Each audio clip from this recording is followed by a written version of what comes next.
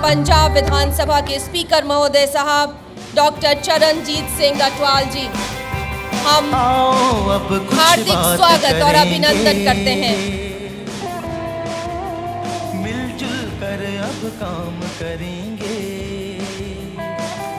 तालियों की गड़गड़ाहट की कमी भारतीय छात्र संसद के मंच पर नहीं होनी चाहिए मित्रों। My respected Mrs Shabana Azmi ji, professor S Satyanarayana ji vice chancellor Osmania university, doctor Vishwanath D Karad ji, Rahul कर्ज जी, and my respected Subhash Ghai ji and dignitaries and my students and dignitaries, my sons and daughters, thank you. I especially thank to Mr. Rahul who has given me this opportunity to be here among you, and on this a very nice occasion. I never expected that such a love and affection will be bestowed upon me, which I never expect in my life. So I thank you, Mr. Kard. इससे पहले कि मैं आपसे कोई और बात करूं, मैं आपको इस टॉपिक की बात करूं, मैं आपको एक बच्चे की कहानी छोटी सी सुनाना चाहता हूं। एक बच्चा था, पाकिस्तान और हिंदुस्तान बना। उसने अपनी आँखों से हिंदुस्तान और हिंदुस्तान का बंटवारा बनते, एक तरफ पाकिस्तान की तरफ लोग जाते, दूसरी तरफ हिंदुस्तान को पाकिस्तान की तरफ से लोग आते। किस तरीके से कटाबटी हुई, किस तरीके से लोगों को मारा गया, किस तरीके से बहू बेटियों की इज्जत लूटी गई, किस तरीके से लोगों को घर बेघर होना पड़ा, ये सब कुछ उस बच्चे ने अपनी आँखों से देखा। जहाँ तक एक माँ मरी हुई थी, बच्चा उसकी छाती पर बैठा उसका दूध पी रहा था, उस बच्चे ने देखा। बच्चा हिंदुस्तान में आ गया और बच्चा पढ़ना शुरू हो गया।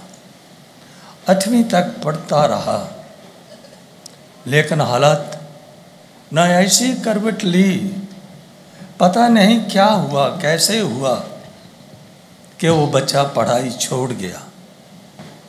जिस वक्त वो पढ़ाई छोड़ गया तो उसके बाप को बहुत फिक्र हुआ। उसने अपने रिश्तेदार बुलाए, उनके सामने रिश्तेदारों ने मिन्नत की, यहाँ तक कि उसके बाप ने उसके पाँव पर अपनी पगड़ी उतार कर भी रख दी, लेकिन बच्चा पढ़ने के लिए राज़ी नहीं हुआ राज़ी। बाप की मिन्नतों के बावजूद, रिश्तेदारों की मिन्नतों के बावजूद वो बच्चा नहीं पढ़ा। कारखाने में भर्ती हो गया। कारखाने में 25 रुपये मिलते थे उसको, लेकिन वहाँ एक ड्यूटी थी हर काम करने वाले की। वो ये थी कि हर एक इंसान, एक काम करने वाला, रोज एक दिन फिल्म देखने के लिए जाता था।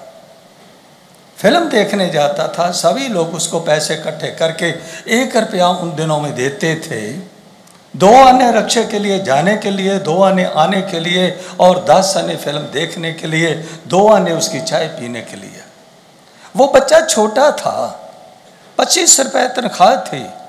मालिक अपनी जगह भी उसको भेजता था, जो बड़ा मिस्त्री था वो भी अपनी जगह उसको भेजता था, और वो बच्चा अपनी जगह भी जाता था। उसको फिल्म देखने का बहुत मौका मिलता रहा। आखिर एक दिन उसकी ज़िंदगी में जो इनकलाब आया, उसने लड़की फिल्म देखी, और उसमें क्या था, वैजयंती माला जी उसमें एक हीरोइन थी।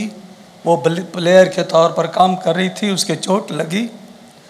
अगली सुबह जब डॉक्टर वैजयंती माला जी की खबर लेने के लिए आता है, तो वो कहती है, हेलो डॉक्टर, गुड मॉर्निंग। जिस बच्चे को माँ बाप की मिन्नतों को, रिश्तेदारों की मिन्नतों पर कोई असर नहीं हुआ, उस बच्चे ने उसी वक्त सोचा, मैं तो बहुत पीछे रह गया हूँ, ये लड़की तो इंग्लिश बोल रही है, इसलिए मुझे भी इंग्लिश बोलनी चाहिए, सीखनी चाहिए। नतीजा क्या हुआ कि वो नहीं माना, लेकिन अब उसके मन में थी कि अब मैं स्कूले जाऊं कैसे। मैंने अपने बाप को भी ठकरा दिया, सभी रिश्तेदारों को भी ठकरा दिया कि मैंने नहीं पढ़ना, पढ़ूं कैसे, स्कूल कैसे जाऊं। वो देख रहा था कि कैसे जाऊं। किस्मत अच्छी थी कि उसका एक अंकल मिलिट्री से आ गया। तीनों बाप, बेटा और उसका अंकल जा रहे हैं। बाप ने अचानक एक बात कर दी, कहने लगा, मैं तो चाहता था कि बड़ा बेटा मेरा पढ़ा नहीं, मैं चाहता था कि मेरा छोटा बेटा पढ़ जाता, हमारा नाम रह जाता, लेकिन ये बच्चा मेरा पढ़ा नहीं। अंकल ने पूछा, बेटे क्यों नहीं पढ़ा, तो पढ़ता क्यों नहीं? उसने कहा कि मुझे पॉकेट मनी नहीं देते। आखिर में बाप और बेटे में समझौता 5 रुपए में हो गया कि 5 रुपए आपको दिए जाएंगे। वो उस दिन संडे जा रहे थे, कल मंडे था। बाप ने कहा कि चलो बेटे तुम 1 हफ्ते के बाद स्कूले चले जाना, क्योंकि उस बच्चे के मन में आग थी, तड़प थी कि मैं कब स्कूले जाऊं। उसने कहा, अगले मंडे की क्या बात है, मैं कल ही मंडे को चला जाऊंगा। नतीजा ये निकला जो मैं कहना चाहता हूं। वही बच्चे ने 10वीं पास की, उसी बच्चे ने BA की, LLB की, उसी बच्चे ने 20 साल के करीब वकालत की, वही बच्चा पॉलिटिक्स में इंटर हुआ, वही बच्चा 4 बार MLA बना, पंजाब विधानसभा का 2 बार स्पीकर बना, वही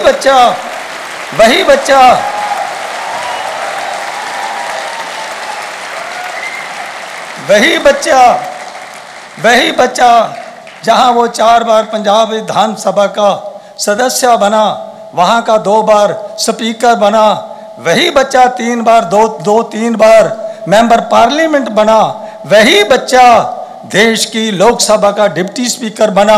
दुनिया में 3 संस्थाएं हैं पॉलिटिकल, एक है कॉमनवेल्थ पार्लियामेंट्री एसोसिएशन, जिस पर अंग्रेजों की कभी हुकूमत रही है, उन मुल्कों की संस्था है। एक है इंटर पार्लियामेंट्री यूनियन, जो 180-90 मुल्कों की संस्था है, और तीसरी है UNO। वही बच्चा, जिस बच्चे ने पढ़ना छोड़ दिया था, लेकिन उस लड़की फिल्म की वजह से वही बच्चा एशियन रीजन की तरफ से कॉमनवेल्थ पार्लियामेंट्री एसोसिएशन की एग्जेक्टिव का मेंबर बना, वाइस चेयरमैन बना। इंटर पार्लियामेंट्री यूनियन में वही बच्चा सेशन का वाइस प्रेसिडेंट बना, सेशन की प्रधानगी की। उसी बच्चे ने इंटरनल ऑडिट मेंबर की इलेक्शन जीती इंटर पार्लियामेंट्री यूनियन ने। उसी बच्चे ने हिंदुस्तान की UNO में नुमाइंदगी भी की। अब मैं आप सब जानना चाहेंगे कि वो बच्चा कौन था, वो बच्चा कहाँ है।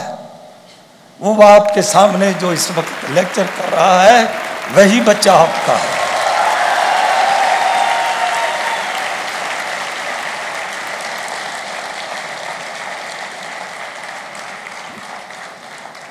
अब मैं आपसे 1-2 बातें करके जाऊंगा।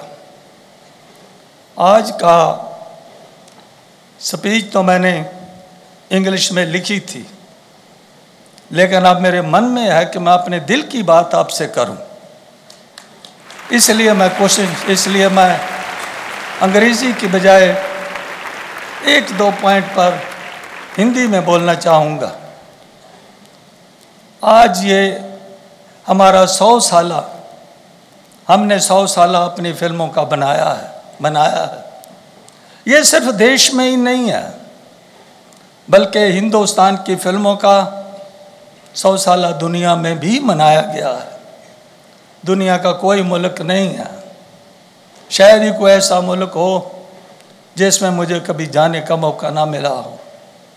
मैं मॉस्को गया, मैं बेलारूस गया, तो यकीन माने तो उस वक्त जो मैंने वहाँ देखा, वहाँ भी 420 का गाना मेरा जूता है जापानी, उस वक्त वहाँ बज रहा था। और उनकी उस सरकार ने मुझसे पूछा, मेरे डिप्टी स्पीकर उनके डिप्टी चेयरमैन थे, कहने लगे हम राज कपूर जी की बुत यहाँ लगाना चाहते हैं, लगाने जा रहे हैं। तो मेरे कहने का भाव जो ये है कि आज सिनेमा जो है पॉलिटिशियन के साथ इंसाफ नहीं कर रहे।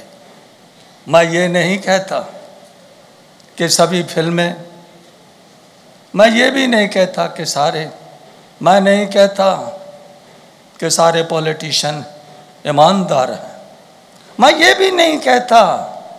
मैं कहता हूं कि black sheeps are everywhere. Black sheeps are in politics, black sheeps are in business, black sheeps are in judiciary, black sheeps are everywhere and every sphere of life, black sheeps are there. इसलिए मेरा कहना ये मतलब है, ये मत समझ लेना। It is said some time that politics is the last refuge of the scandal. No, this is not the fact. Every politician is not corrupt, every politician is not dishonest. You can find nice, honest and good politicians. Secondary, अच्छी फिल्में भी बनी हैं जिसने समाज को, मैं कहना चाहता हूं कि आज की कोई बुरा ना माने। मैं ये भी कहना चाहता हूं कि आज की हमारी फिल्म इंडस्ट्री में जो वेस्टर्न सिविलाइजेशन के तहत, जो वेस्टर्न सिविलाइजेशन इन्फ्लुएंस के तरफ सिर्फ और सिर्फ पैसा इकट्ठे करने का जो रुझान चला है, ये देश के लिए बदकिस्मती की बात है। ये देश की बदकिस्मती है कि अगर आप पैसे के लिए जो फिल्में बनती हैं, सिर्फ उनका क्या असर होगा आज जो हिंदुस्तान में और बहुत स्टेटों में हो रहा है। मुझसे टीवी वालों ने भी पूछा था, मैंने कहा था कि आज जो कुछ हो रहा है उसमें बहुत बड़ा हिस्सा टीवी और आज की फिल्मों का भी है। इसलिए मैं ये नहीं कहता कि हर पॉलिटिशियन करप्ट है, मैं ये कभी नहीं कहता। मैं कहता हूँ पॉलिटिशियन कोई चीज़, किसी चीज़ का बीज नाश नहीं कभी हुआ।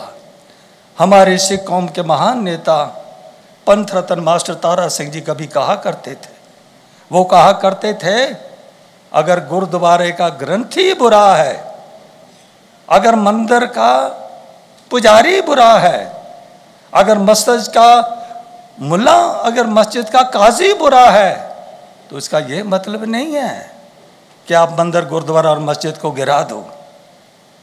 वो इंसान बुरा हो सकता है, मेरे जैसे पॉलिटिक्स में इंसान बुरे हो सकते हैं, लेकिन ये नहीं है कि पॉलिटिक्स बुरी है, ये नहीं है कि डेमोक्रेसी बुरी है। Democracy, whether it is a parliamentary form of democracy और whether it is a presidential form of democracy, बहुत अच्छे पॉलिटिशियन हुए हैं। मैं अगर उनकी लाल बहादुर शास्त्री जी की बात करूं, महात्मा गांधी जी की बात करूं, सुभाष चंद्र बोस जी की बात करूं, मैं अगर उन फिल्मों की बात करूं जो शहीद आजम भगत सिंह के नाम पर बनाई गई हैं, शहीद बनाई गई हैं, सराबा के नाम पर बनाई गई हैं, बहुत अच्छी फिल्में भी बनाई गई हैं। 2 बीघा ज़मीन थी, वो भी फिल्म थी, 2 आंखें 12 हाथ, और वो फिल्म भी एक प्यासा थी जिसने हिंदुस्तान का तमाम ढांचा, पंजाब हिंदुस्तान की सोच जो थी कि वेसवा के अड्डे उस फिल्म ने चुका दिए थे, उठवा दिए थे वेसवा के अड्डे। इसलिए अच्छी फिल्में भी बनी हैं, लेकिन बदकिस्मती है कि अब वैसा नहीं हो रहा। इसलिए मैं एक बात तो ये कह के जाना चाहता हूँ कि भाई, don't run away with the impression that every politician is corrupt. Don't think like this. Number 2, ये प्रोड्यूसर्स, डायरेक्टर्स, इन्होंने अच्छी फिल्में बनाई हैं, जो बुरी बनी है उनका नतीजा आपके सामने है। लेकिन मैं ये भी कह के जाना चाहता हूँ कि पहले जो फिल्में बना करती थी वो समाज के किसी बुराई को लेकर बनती थी और उसका असर भी होता था। मैं चाहता हूं कि आप आगे ऐसी फिल्में बनाएं जो बाप और बेटी इकट्ठे बैठकर उस फिल्म को देख सके, ऐसी फिल्में बननी चाहिए।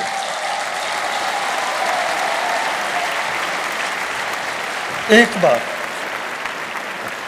अंत में मैं यहीं अपनी बात को ख़त्म करता हूं। एक बात कह के ज़रूर जाना चाहता हूँ। अच्छे पॉलिटिशियन में अगर आप देखें कि जिन्होंने अपना तमाम का तमाम ज़िंदगी का टाइम जो है लोगों की बेहतरी के लिए लगा दिया है। बाबा साहब डॉक्टर अम्बेडकर भीमराव जी की आप उसकी लाइफ को पढ़ें कि उसने किस तरह से लोगों के लिए उसने काम किया। उसको मैं अगर चाहूँ तो कंपेयर कर सकता हूँ इब्राहिम लिंकन से, जिसने कभी डंगरों जैसे जैसे मंडी लगती है वहाँ कभी गुलामों की मंडी लगती थी, बच्चों को बेचा जाता था, औरतों को बेचा जाता था और गुलाम इंसानों को बेचा जाता था। इसी तरह हिंदुस्तान में अगर अनटचेबिलिटी के लिए, अगर डाउन ट्रॉडन के लिए, पुअर्स के लिए जितना उस बाबा साहब भीमराव डॉक्टर अम्बेडकर जी ने उसने अपनी ज़िंदगी का तमाम टाइम दिया है, आप लोग शायद अंदाज़ा नहीं लगा सकते। आप देखें जरा कि उसका बच्चा मरा पड़ा है, उसका बच्चा मरा है, गंगाधर जी उसका बच्चा मर गया है, लेकिन बगैर दवाई के मर गया है, बगैर ट्रीटमेंट के मर गया है। दूसरा बच्चा 2.5 साल का है, वो भी मर गया है। अफसोस पर लोग बैठे हैं। और उस जब बाबा साहब डॉक्टर अम्बेडकर जी से ये कहा गया कि पैसे निकालो, बच्चे के लिए कफन लाना है, तो उसके पास बच्चे के कफन के लिए भी पैसे नहीं थे और उसकी वाइफ ने अपनी साड़ी पाड़ कर उसका कुछ हिस्सा दिया और बच्चे को उसमें रैप किया गया और ग्रेवयार्ड ले जाया गया। ऐसे भी पॉलिटिशियन हैं सियासत में, आज भी ऐसे पॉलिटिशियन हैं। लेकिन मैं ये कहना चाहता हूँ कि भाई बच्चे बच्चियों अपनी को आप ये ना समझ लेना कि politics in the last refuge of the scandal. इसमें बहुत अच्छे अच्छे इंसान भी पाए जाते हैं, सिर्फ देखने की बात है। ये मैंने 2 बातें कही हैं। एक तो